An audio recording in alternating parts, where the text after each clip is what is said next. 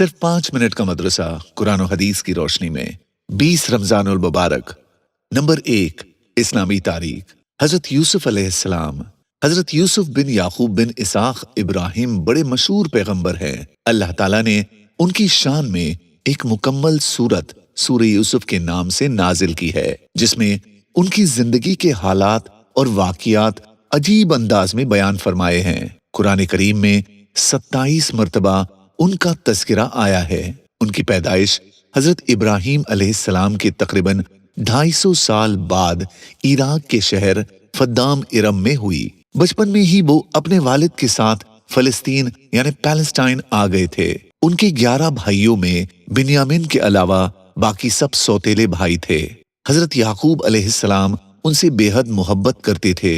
किसी वक्त भी उनकी जुदाई गवारा न थी, क्योंकि शुरू ही से उनकी फितरी सलाहियत दूसरे भाइयों के मुकाबले में बिल्कुल मुमताज और रोजे रोशन की तरह जाहिर थी। हजरत याकूब अलैहिस्सलाम होनहार बेटे की पेशानी पर चमकता हुआ नूरे नबूवत पहचानते थे और वही इलाही के जरिए इसकी इत्तला भी पा चुके थे। अल्लाह ताला ने हजरत यूसुफ अलैहिस्सलाम को नबूवत के साथ हुकूमत और सल्तनत से भी नवाजा।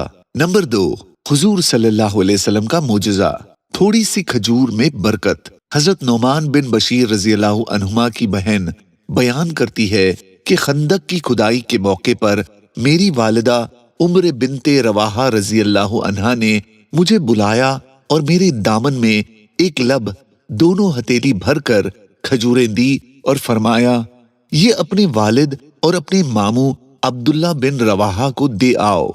चुनांचे मैं चली, वहां पहुंचकर अपने वालिद और मामू को तलाश करने लगी। इतने में रसूलुल्लाह सल्लल्लाहु अलैहि वसल्लम ने मुझे देख लिया तो फरमाया, ए बेटी इधर आओ। मैं आप सल्लल्लाहु अलैहि वसल्लम के पास पहुंची तो आपने पूछा, ये क्या है? मैंने कहा, ये थोड़ी सी खजूर हैं, मेरी वालिदा ने मेरे वालिद और मेरे मामू के वास्ते भेजी हैं। तो हुजूर सल्लल्लाहु अलैहि वसल्लम ने फरमाया, मेरे पास लाओ। मैंने सारी खजूर हुजूर सल्लल्लाहु अलैहि वसल्लम के हथेली में रख दी और आपने एक कपड़ा बिछवाकर उस पर बिखेर दी और एक शख्स से फरमाया कि आवाज लगाओ। चुनांचे उस आवाज पर सब लोग जमा हो गए और खाना शुरू किया और खजूरें बढ़ती गई, हत्ता कि सब लोगों ने पेट भर के खाई। फिर भी इतनी ज्यादा खजूरें बच गई कि कपड़े पर से जमीन पर गिर रही थी। नंबर 3, एक फर्ज के बारे में, मसनून एतिकाफ की कज़ा। अगर रमजानुल मुबारक के आखिरी अशरे का एतिकाफ किसी वजह से टूट जाए तो जिस दिन एतिकाफ टूटता है सिर्फ उसी एक दिन की कज़ा रोजे के साथ वाजिब है।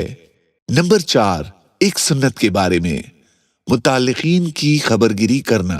हजरत अनस बिन मालिक रज़ियल्लाहु अन्हु बयान करते हैं कि अहले ताल्लुक में से कोई शख्स अगर 3 दिन तक न आता या उससे मुलाकात न होती तो आप सल्लल्लाहु अलैहि वसल्लम उसके बारे में मालूम करते।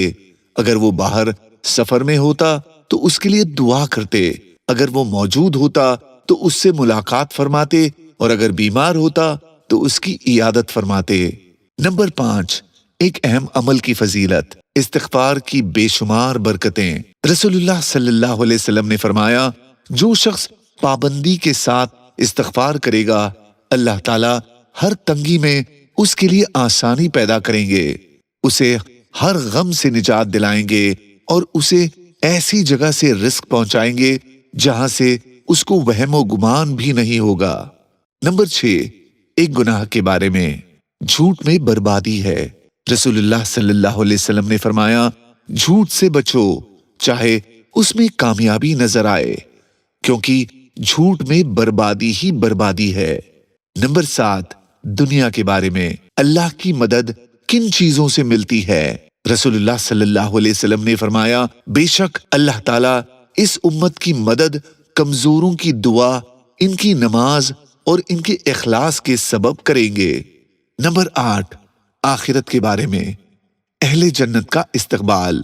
कुरान में अल्लाह ताला फरमाता है, जिस दिन मुसलमान अल्लाह ताला से मिलेंगे उस दिन उनका तोहफा सलाम होगा और अल्लाह ने जन्नत में उनके लिए बड़ा सवाब तैयार कर रखा है। नंबर 9, तिब्बे नबवी से इलाज, जबान पर मिसवाक करना। حضرت ابو موسیٰ اشعری رضی اللہ عنہ فرماتے ہیں کہ میں رسول اللہ صلی اللہ علیہ وسلم کے پاس گیا، آپ مسواک کر رہے تھے اور مسواک کو زبان پر رکھ کر اوہ اوہ کر رہے تھے جیسے کوئی قے کرنے والا آواز لگاتا ہے۔ مسواک اس طرح کرنا کہ زبان کے آخری کنارے یعنی حلق تک کیا جائے تو یہ بلغم کو دور کرنے میں کافی مفید ہے۔ نمبر 10، نبی صلی اللہ علیہ وسلم کی نصیحت، غریبوں کو کھانا کھلاؤ۔ رسول اللہ صلی اللہ علیہ وسلم نے فرمایا، اگر تم چاہتے ہو کہ تمہارا دل نرم ہو تو تم غریبوں کو کھانا کھلاؤ اور یتیم کے سر پر ہاتھ پھیرو۔ جزاک اللہ۔